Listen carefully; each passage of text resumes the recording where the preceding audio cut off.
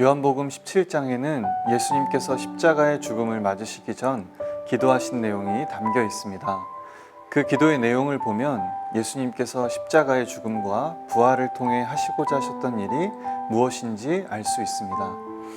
그것은 예수님을 믿는 한 사람 한 사람을 불러 모아 하나가 되게 하시려는 것입니다.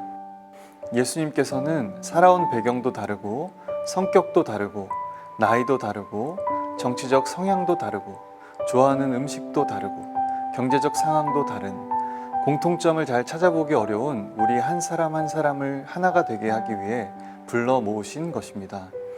예수님 믿고 구원받아서 이제 천국 가니 주일에 교회 와서 예배 잘 드리고 은혜 받으며 각자 잘 살면 되는 것이 아닌 것입니다.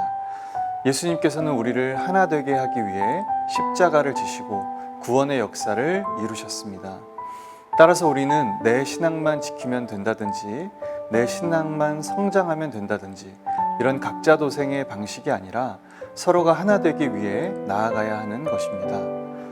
교회를 향한 예수님의 뜻이 하나됨이기에 예수님 안에서 성도 간의 연합이 이루어지지 않는다면 우리는 어떤 위대해 보이는 사역을 한다고 해도 예수님께서 진정으로 바라시는 교회의 모습을 이루는 것이 아닌 것입니다.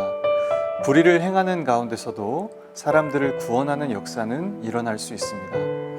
예를 들어 목사와 아내가 매일같이 싸우며 불화 가운데 있어도 교회는 성장할 수 있습니다. 그러나 그 가정을 향한 하나님의 뜻은 이루어진 것이 아니겠지요. 마찬가지로 교회가 하나 되지 못하고 서로 미워하고 참아주지 못하고 내 생각과 다른 사람, 내 수준과 맞지 않는 사람들과 하나 되지 않으려 해도 사람들을 구원하는 일은 할 수 있습니다. 예배 때 은혜도 받습니다.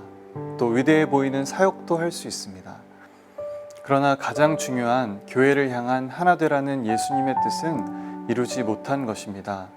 닭이 먼저냐 달걀이 먼저냐라는 말이 있습니다. 닭과 달걀 중 어느 것이 먼저인지 시간적 선후를 논리적으로 밝히려는 문제입니다. 하나님을 모르는 사람들에게는 헷갈리는 문제일 수 있지만 하나님의 창조를 믿는 그리스도인들에게는 닭이 먼저인 것이 분명합니다. 이와 같이 하나됨이 우선인지 사역이 우선인지 묻는다면 성경은 이에 대해 너무도 분명하게 하나됨이라고 말하고 있습니다. 예수님께서 십자가의 죽음과 부활을 통해 이루시고자 하신 목적은 우리의 하나됨이며 하나된 우리를 통해 세상의 아버지를 알게 하시려 하신 것입니다. 우리의 하나됨 없이 어떻게 세상으로 아들을 내어주신 하나님 아버지의 사랑을 알게 할 수 있을까요?